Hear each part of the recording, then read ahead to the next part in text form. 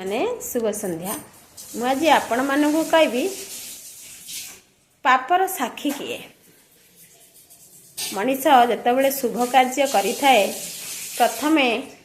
कौन पूजा पार्वण करें कौन पूजा करें पूजा अनुष्ठान करें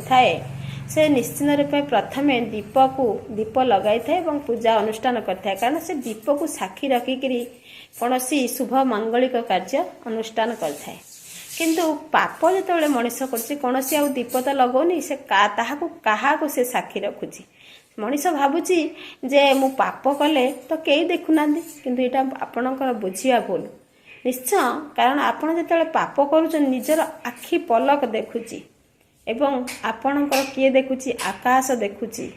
एवं सूर्य चंद्र वायु जल अग्नि आपण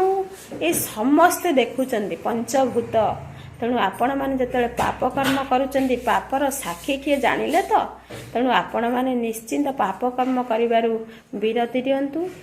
एवं देखिए आपणकर सबु कार्य सफल हबो यदि कौन भूल कहली ए कथाटा आपण निश्चिंत जनइबे यदि वीडियोटी भल लगुए लाइक शेयर एंड सब्सक्राइब करिए रहुची जय जगन्नाथ।